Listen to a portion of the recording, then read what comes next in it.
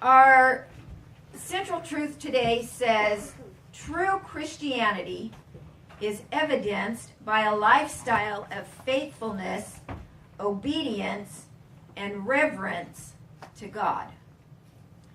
So this morning, as I was studying, I looked up Christianity, which we know is Christian beliefs or practices. That's what Christianity is. Evidenced is that which tends to prove or disprove. That's evidence. Obedience is being obedient or obeying dutifully. And reverence is a feeling or attitude of deep respect tinged with awe. That's what happens when we, as Sister Betty says, reverence the good Lord. That's what happens. We have a feeling or an attitude of deep respect and awe. That's what we have when we look at Christ. Our focus today is to identify God's expectations of His people and live to please Him. A lot of people today live to please themselves. As Christians, we have to live to please Him, not ourselves. If we please Him, He will then please us. We don't have to worry about pleasing ourselves. God is going to take care of that for us. He is going to please us.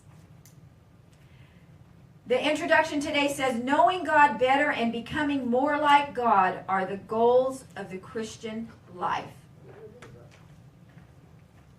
Day-to-day life is not always exciting and adventurous, but even in the everyday world, God is present.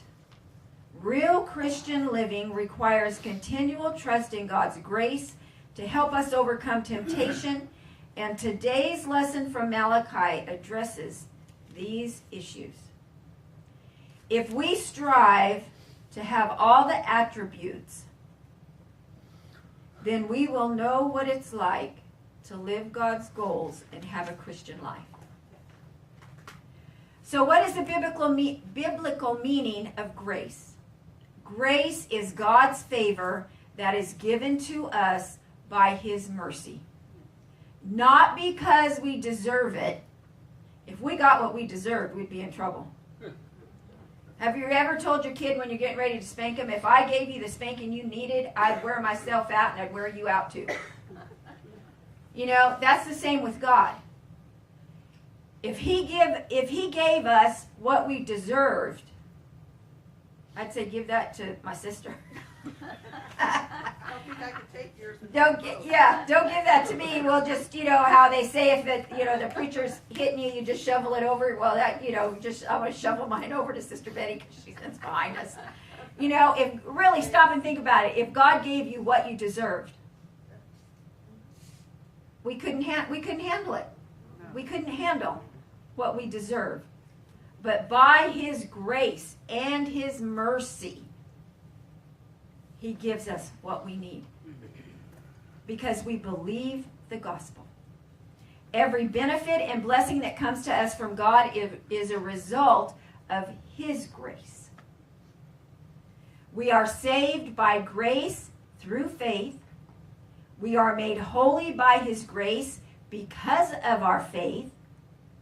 God's grace also gives us the ability to resist temptation and to love God, to love our neighbor, to work for God, and to obey God.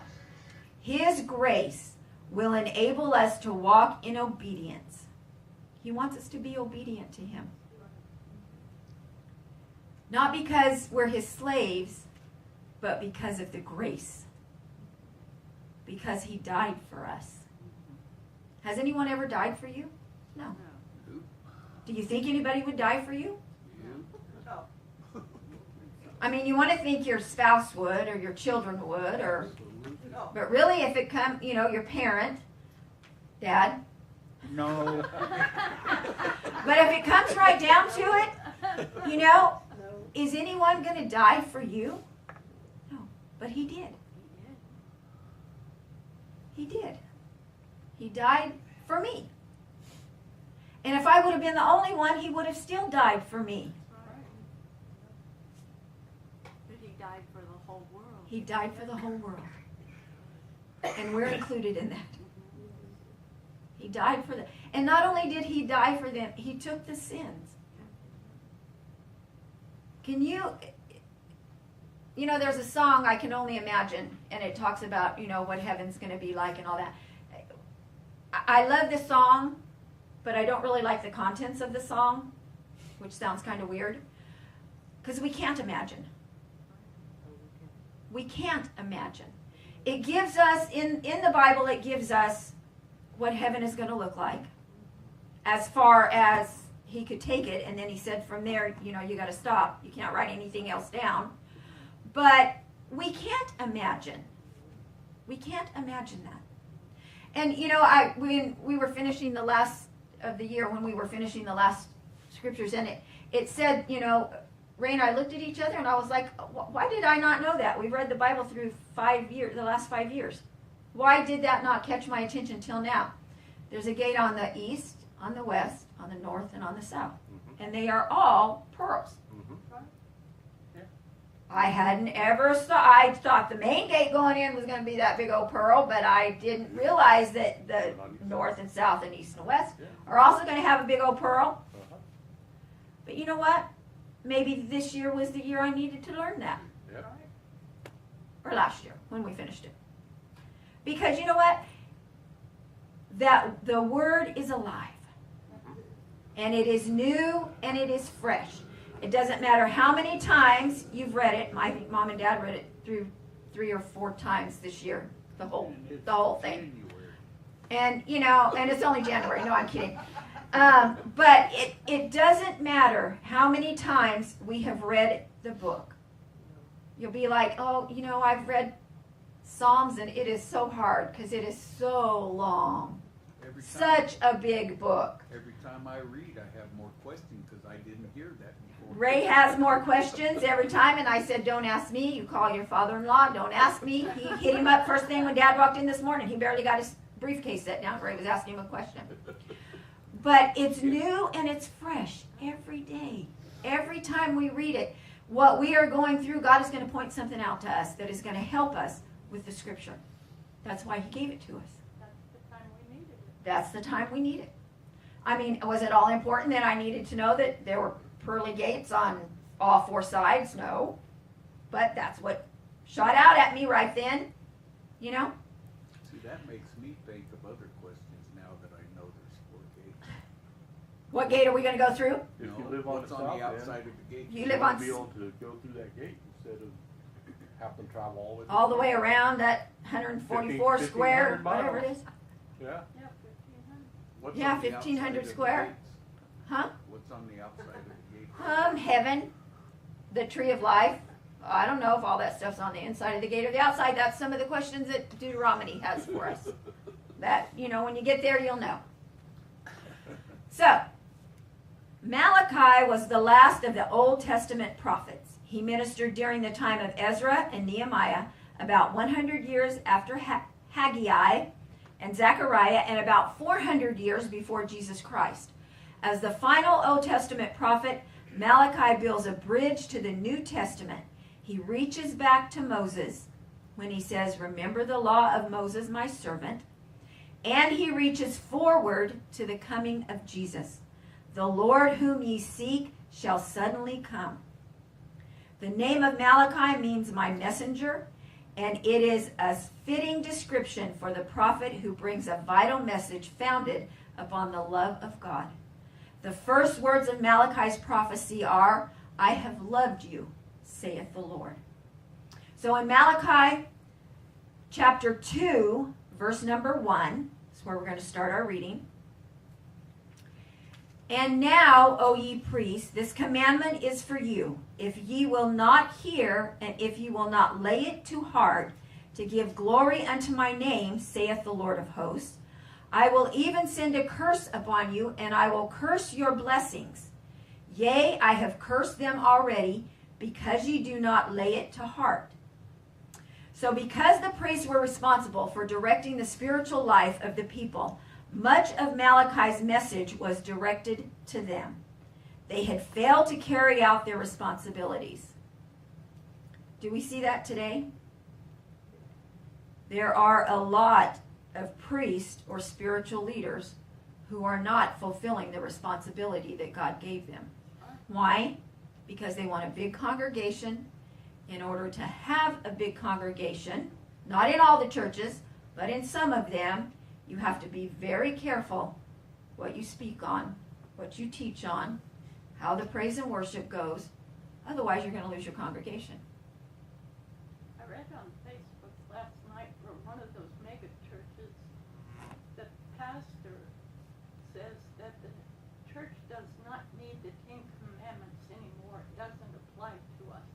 Oh my gosh. You'll find that out. Yeah. See, and that's the kind of things It's leading. how that they teach on, because people do not want to hear the thou shalt nots, obviously. But you don't want to hear that what you're doing is wrong. If you do, And they'll curse you. I don't have to go there. I'm going to go across town where they tell me that the way I'm living is okay. That's true. It is. You know, I want to be told that everything is okay. That's what happened here. And that's what can lead you straight to hell. Exactly. That's Yeah. right. And don't you worry, that pastor is going to have a lot to answer for. Yeah. Because when you're behind that pulpit, you answer for every word that comes out of your mouth, good or bad. Or the ones that you're holding back because you don't want to say it. Yep. Exactly. Yep. Good or bad. You are responsible for every word that comes out of your mouth. That's a big responsibility to be the shepherd. That's why you stand behind that pulpit. You can feel the spirit. That's right. If people don't realize that they need to go back there one time and during a service and leave the service one time, That's right. That's and you why I can tell the was, difference. Sandra said, and I don't know if all of you heard it, but Friday night we came to practice some songs. And he was here then. Let me tell you, he was on that platform, and Sandra's like, whoo, I got goosebumps. It feels like, whoo, I do too. And I said, well, I already had them, so I don't know about you guys are finally catching up. And Terry, she was kind of doing a little thing over here on the, I was like, so when, you know, they left and, you know, we were cleaning and I was praying as I was vacuuming, and I don't know what God has in store, but I said, I can't wait for Sunday to get here. I know. Can't wait for Sunday to get here. Yeah. And that's how it should be. That's what happens when the priest or the man behind the pulpit, the pastor, gives us the word that we need. Yeah. You are anxious to be here. You want to hear. You want to, if nothing else, you want to come see what's going to go on. You know? And don't be surprised if it doesn't jump on you, because I was praying for every pew here. So don't be surprised if it jumps on you. It's not on the not only on the platform. So don't be surprised. And if you get the unction, you better follow the leading of the Spirit. You better do that. And if it tells you to jump, you can hang on to the seat in front of you. If it tells you to walk or run, you can always just walk fast. You know? I mean, there's a lot of things that God has in store. And we can't say, I'm too old to do that. Because if he puts it on you to do it, he's going to give you the strength to do it. Don't you think so? It's just like ministering to people or witnessing to people. You can say, oh, I'm shy. I don't usually do that. I can't talk to people about. If he gives you that unction to do that, he is going to give you what you need to say. He is going to give you what you need to minister to that person. Otherwise, he wouldn't have put that feeling in you. Who he calls, he qualifies.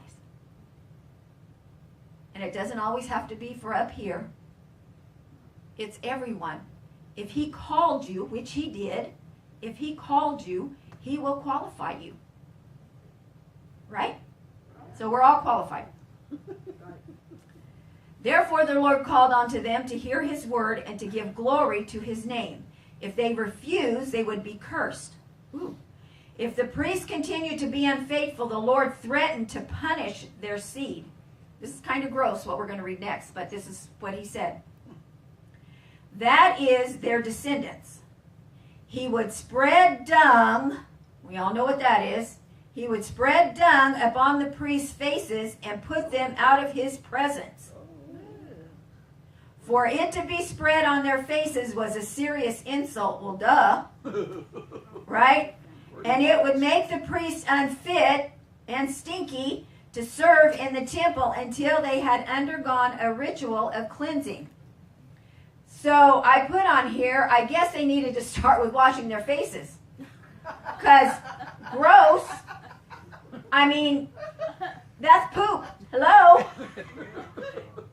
Gonna smear poop on their face. I mean, yuck. Watch out, Dad. He's gonna smear poop on their face. That's just nasty. I mean, how many of us have ever changed a kid's diaper and you accidentally got some on your hand? Okay, well, what if you got it on your face? Hello? That's just gross. So the Lord was calling for a faithful priesthood who would hold fast to God's covenant. And he is still calling for the faithful priesthood today. He's calling for his saints to be faithful. Charles Spurgeon said, "We have come to a turning point in the road. If we turn to the right, perhaps our children and our grandchildren will go that way. But if we turn to the left, generations yet unborn will curse our names for having been unfaithful to God and to his word." How many people do you know, even today, that are first generation Christians? One of the questions when we register a patient, when we're filling out their demographics, which I have no idea why we need to do this, except if they are hospitalized, then they will know what kind of chaplain to call in if they need to. That's the only reason we have to ask that. I would venture to say that probably 75% of the people that I have to ask that question to, do you have a religion preference? Nope, none.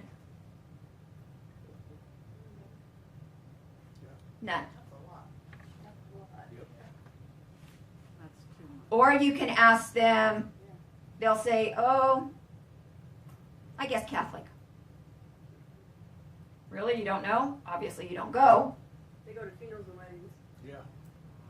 Or some of them will say Christian. But Christian work, some of the nurses I know, it's almost like they say they're Christian for a status, not because they really are. It's because it's good to say you're Christian. Yeah. I guess. So the world accepts that. Yeah, it's Yeah. weird.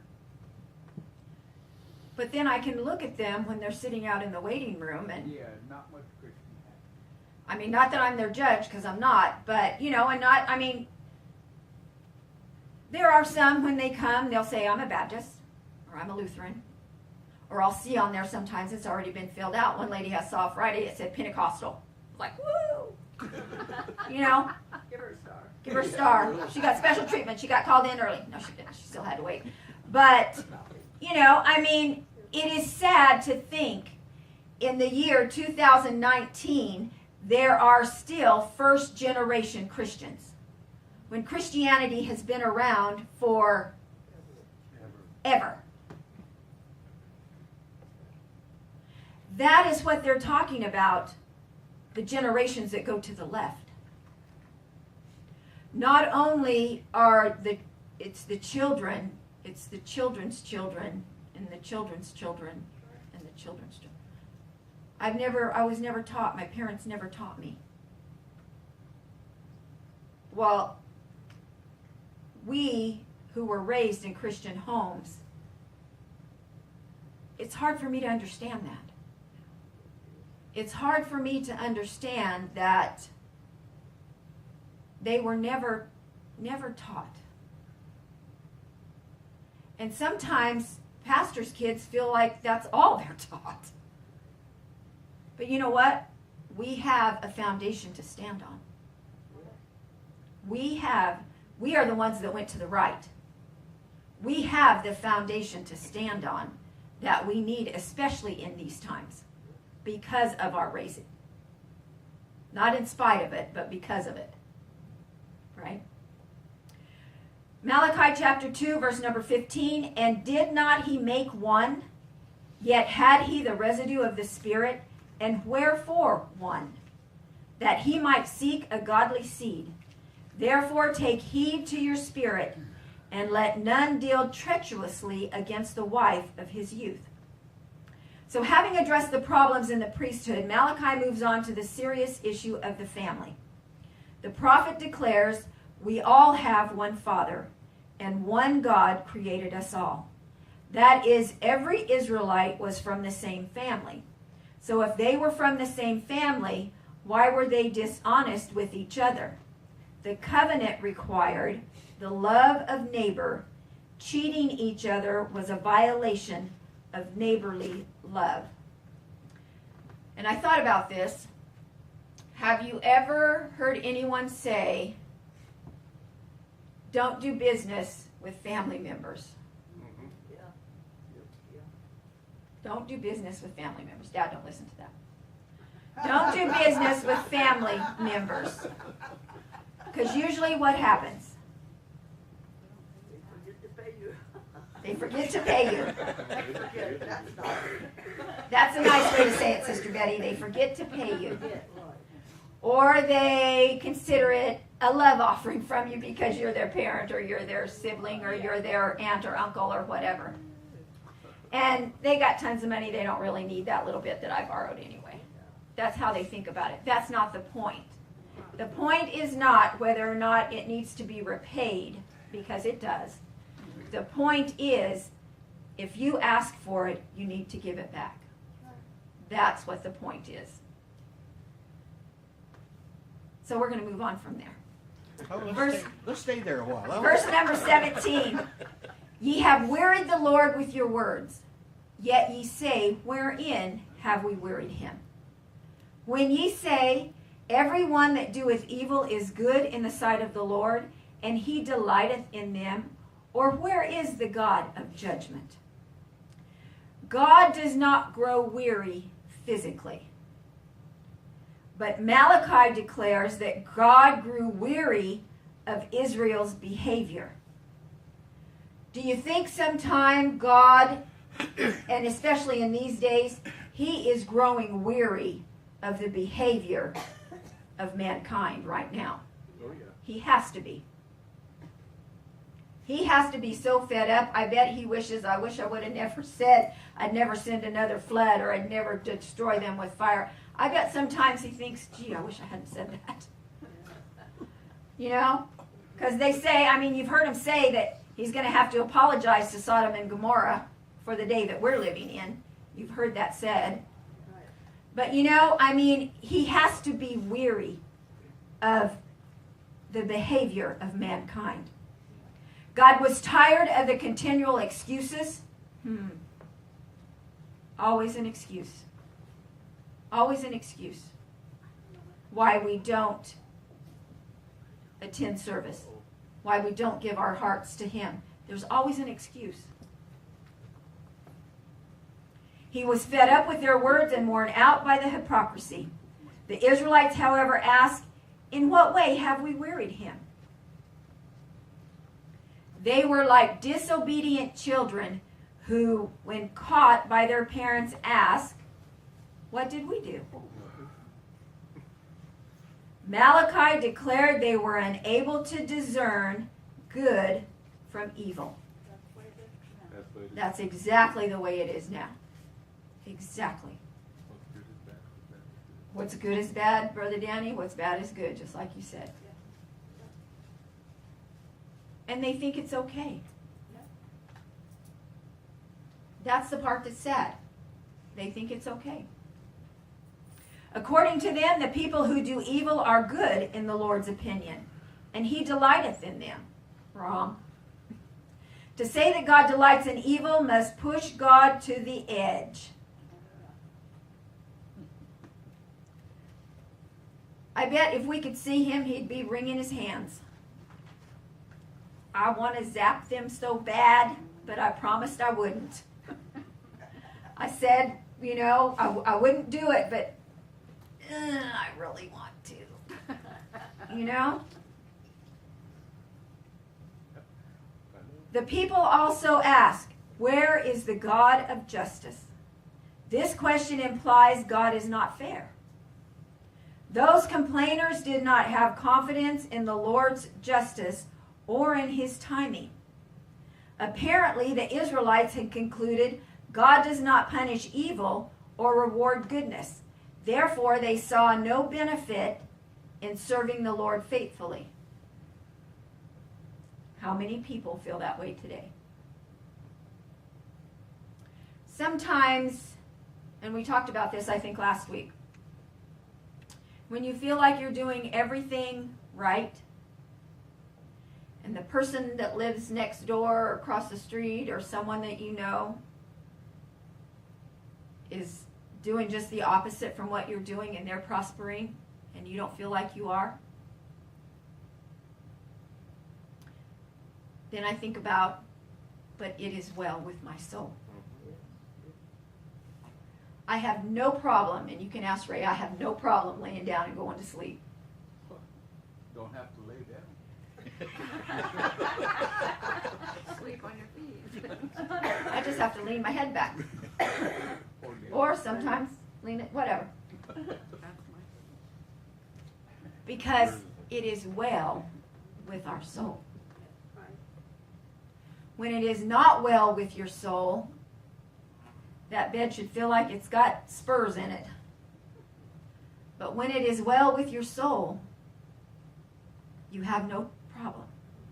These people who are, you know, prospering financially or whatever, that's all they get. Let them have it. That's all they get. It's sad that we have to say that, because some of it may be our own children, maybe our own grandchildren. We pray for them, but that's all they have. It is not well with their soul. It is not well with my children's soul. Other things are too important. Not that they weren't raised in church, they were, just like yours were. But that's all they have.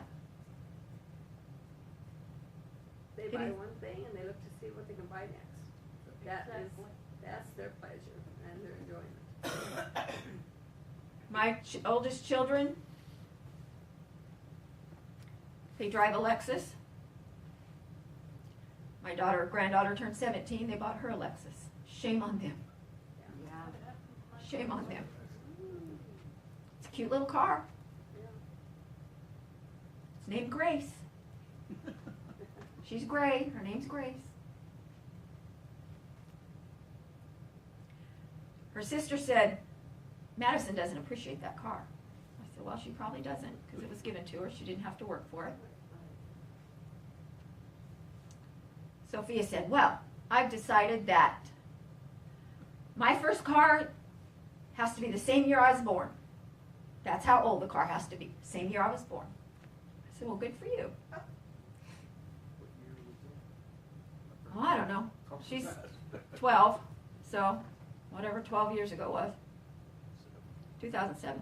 That's what she wants when she gets her car. But let me tell you, I had to work for mine. First 6 months were paid. That was my graduation gift. After that, I had to get a job and make the payments. I had to save up to buy tires, and when I got that first set of new tires on that car, whew, I was so proud. So proud. We bought one Volkswagen and went through 3 kids. There you go. They went to college back in it. I had a gremlin I saved, tried to get. We had a gremlin we tried to save and give to ours, and she wouldn't take it. You couldn't give that car to a homeless person. Yeah, it was. Car, there was It was like royal blue, and then the back was black. Yeah. Yeah, That's a collector. it was quite a car. Yeah, now it's a collector. But Ugly. that's all they have. That's right. That's all they have. And you know, when they get stuff given to them like that, they don't appreciate it. Uh-uh. No. Sad. It's just a status thing. That's what's wrong with our young generation. Everything is gave to them, Exactly. and they don't learn responsibility. Right. They don't learn how to work for things. Exactly. That's why I said when I had to save up. I was driving from, we pastored in Dinuba when I had my first real job in an office, and we lived in Dinuba. We were pastoring there, Dad was, and I drove from Dinuba to Fresno every day, back and forth, back and forth, back and forth. That was my job, and I had to save up a little bit out of each paycheck, and that's what I said when I put tires on my car. Great. I felt like, wow, I'd actually done something. Didn't have to tell you that my siblings wore those tires out from borrowing my car. But that's a whole nother story. So A.W. Pink says, Satan is ever seeking to inject that poison into our hearts to distrust God's goodness. He does that. He'll put that, and it's human. I drive a Honda and look at somebody else drives, the neighbor drives a Cadillac. Just a car. Our neighbors next to us, there's like so many cars they can't even park. So they put them up on the grass in the front yard. And there'll be an Escalade out there sometimes. There'll be a different kind of Cadillac out there. There'll be a Mercedes out there. I'm like, really? And you pull it up on the grass. Their lawn looks great. I don't know. They wash them while they're up there. I guess they're watering it. I don't know. But sometimes we get that little bit of poison in our heart that we have to ask forgiveness for. I'm sorry. It may be a 2015 Honda, but it's paid for. Praise God. Amen. You know? It may not be much, but it's paid for. But sometimes that little poison gets in there. We have to ask forgiveness. That's why we do it daily. Ask forgiveness daily. Especially in connection with his commandments. Resist with the utmost adherence anything that causes you to doubt God's love and his loving kindness towards us.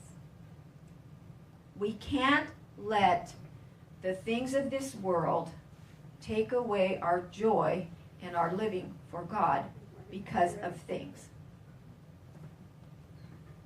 Right? We can't let the things of this world take away our relationship with Christ because they are just things. They're going to get old, they're going to get rusty, and they're going to fall apart. And you can't take it with you. Can't take it with you. Never see a U-Haul behind. Never see a U-Haul behind a hearse. You know? You just don't. They're just things.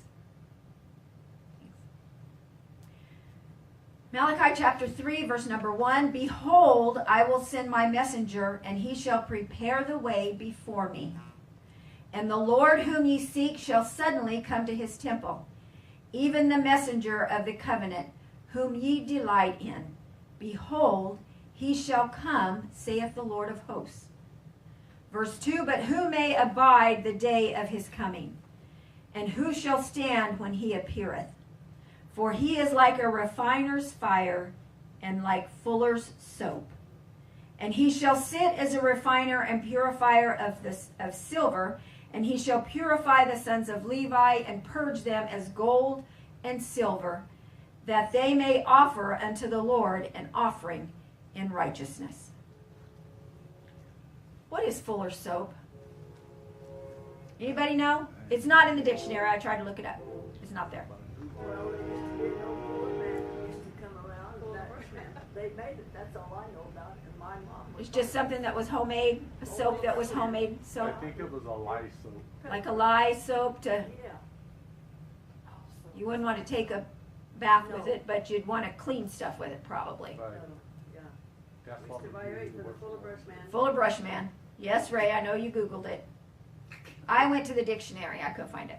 The term Fuller's soap can be found in the Old Testament of the Bible and the Book of Mormon. Jesus, like the soap used by the launderers of antiquity to clean and whiten clothes, was coming to purify people and cleanse them of sin. Like a bleach. It's like bleach. That's what I started to say. Like Clorox. Yeah. Okay. So the people had asked, where is the God of justice? And here, God supplies the answer. He replies in effect, I am coming soon. However, before the Lord himself arrives, he will send his messenger to prepare the way. And we learn later in chapter 4, verse 5, that the messenger is Elijah. The phrase, the Lord whom you seek, is meant to be sarcastic. The Israelites had not been seeking the Lord. The Lord will come suddenly, which means unexpectedly, and he will come to his temple in Jerusalem. Jesus Christ is the messenger of the new covenant, and he shall come. Again, the phrase, whom ye delight in, is a sarcastic reference. The people do not really delight in the Lord or in God's covenant. They don't care about it. They don't care about it. The powerful impact of the Lord's coming is expressed here through two questions. Malachi asks, who can endure the day of his coming, and who can stand when he appears? Adrian Rogers said we ought to be living as if Jesus died yesterday, rose this morning, and is coming back this afternoon. That's how we need to be living, Sister Dolores. Well, it says that one day to him is just 10,000 years. So, I mean, like you said, could be today. Could be today.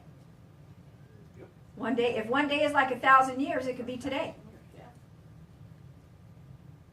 Could be today. So he's only been gone 2 days then. Only been gone 2 days. See, that's the way I see it. Everybody gets. He's been gone 2,000 years. He's only been gone 2 days. That's right. Only been gone a weekend. Yeah, so relax. Hmm. He'll be here. Chapter 3, verse number 5, and I will come near to you to judgment, and I will be a swift witness against the sorcerers, and against the adulterers, and against false swearers, and against those that oppress the hireling in his wages. That's me. The widow and the fatherless, and that turn aside the stranger from his right, and fear not, saith the Lord of hosts. The Lord will purge not only the priesthood, but also the people. He will come near to enact judgment upon all kinds of evil. As in a courtroom, the Lord will be a witness against evildoers. God can be depended on to carry out these judgments because he has not changed. He says, I am the Lord, I change not. The second half of that verse says, and you are the sons of Jacob, you have not ceased. Jacob, we found a few lessons ago, was a deceiver. He was a deceiver. That's even what his name meant. Well, it's funny, my friend, they were going on the trip, they would go to their in-laws, and they were old time, almost like the Church of God Pentecostal. Mm-hmm. And they wore no pants at all. Mm-hmm. And so she called and she said, well, Mom, we're going to come. Said, can I bring my pants? And she said, God doesn't change. And that was her comment. Mm-hmm. And she says, You can do what you want, but you will not go into church. Oh. She said, God doesn't change, and we respect the house of the Lord. Well, and that used to be how it was. Yes, that's the old time. That's the old time. It's not biblical. There's nothing in the Bible about wearing pants or not wearing These pants. are the people that you need to get saved. And how can they get Right. saved if you can't bring them in? Right. Right. You know? That's right. Right. You know. Exactly. I remember whenever I first started coming to this church, I thought nobody could wear makeup. And I thought to be holy, you couldn't wear makeup. Mm-hmm. And one day I was standing in front of the mirror and I was crying. And I said, Lord, I don't understand why I would have to not wear makeup and look ugly. Because to me, I was ugly without makeup. Yeah. Because I was raised Yeah. in the Church of Christ. Yeah. You know, That's funny. and God spoke to me. I mean, I heard His voice. I didn't say you couldn't wear makeup. I said all things in moderation. Moderation. Yes. And you know, that freed me. Yes. Yes. So much to be Small thing, but it So much freed me. Yes. By yourself. Yes. Old barn needs painting. Painted. Every old barn needs a good coat of paint every now and then, right? I just, I might have only been in my early 30s, maybe 31 or 32, but I felt like the old barn needed painting. I just started to say that, Sister Joy. This one just said, oh, you mean you can't look like Tammy Faye? And I said, sure you can, but I'm not right with you. That's funny. So there is some more. He rang the bell already. There is more reading that we didn't do. Malachi 3, Malachi 4. We never get through our lessons. The past, the present, and the future are really one, and they are all today. Our past, our present, and our future is what we are today. The conclusion says, pulling together the key insights of this lesson, we must recognize that God's people are called to be faithful. A lifestyle of obedience, humility, and reverence to God will please the Lord, and He will bless us. Underneath our masks, we often hide many imperfections, doubts, and fears. Love is the key to victory despite our weaknesses. The Lord says, I have loved you, and God's deepest desire is that we love Him in return. Our golden text today says, unto you that fear my name shall the Son of Righteousness arise with healing in His wings, and ye shall go forth and grow up as calves of the stall. As the rising sun quickly spreads a canopy of light from the east to the west, so will the Lord's coming spread light over the nations. Riding on wings of grace, Malachi carried the metaphor by declaring there will be healing in these wings. The Lord will heal every kind of infirmity and need. The prophet Isaiah spoke about this day. Then will the eyes of the blind be open and the ears of the deaf unstopped. Then will the lame leap like a deer, and the mute tongue shout for joy. This is us. This is us. Healing are in the wings. Healing is in the wings. Any blind eyes, whether physically blind or spiritually blind, can be opened with this scripture. The deaf ears can be unstopped, whether you totally, really can't hear, or you just choose not to, or because it's the scripture and you just don't want to hear it. Your ears are stopped up to that. Think about it. If the true word is being spoken and you don't want to hear it, then your ears are stopped up.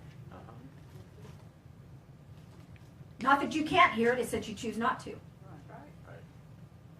The lame will leap like a deer. Like I told you earlier, you may have to hold on to the pew in front of you. But you can do it. and the mute tongue will shout for joy. There are those that choose not to shout for joy because they don't want anybody to see them or hear them. They're embarrassed. That's not them. There is a new wave happening, and it's happening here. You can feel it. You can see it. Things are happening here. And when things start happening in a church, people are going to want to go there to see what's happening. You know, Ray, he's like a magnet to ambulance lights or any flashing light. He wants to head that way. We were going home Friday night, and over by our house by the cemetery, there was a bunch of flashing lights. He went and installed Selma. I said, well, go to Selma something, and you can find out what goes on in Selma. And I did. And he did, and he found out what was going on. Because there was a bunch of lights down there. Car turned over. It was a bunch of lights down there. You know, that's how it's going to be here. If we are so excited on Monday, we can't wait till Sunday to get here, the next Sunday to get here, then you know something is going on in here. Something is building in here that you want to be here. You don't want to miss because you don't want to miss what's going on. Yeah, that's true. You never know who's going to jump up and show out. You know? Yeah. Because God is moving, and He is going to pour out His Spirit on us in the last days, and that's where we are. And if He's going to pour out His Spirit, then that's what He's doing. He is pouring out His Spirit on us in these last days. And I want to get all of it I can get, and I know you do too. We want it. Whatever He has to give us, we want. That's our lesson for today. And next week we're out of the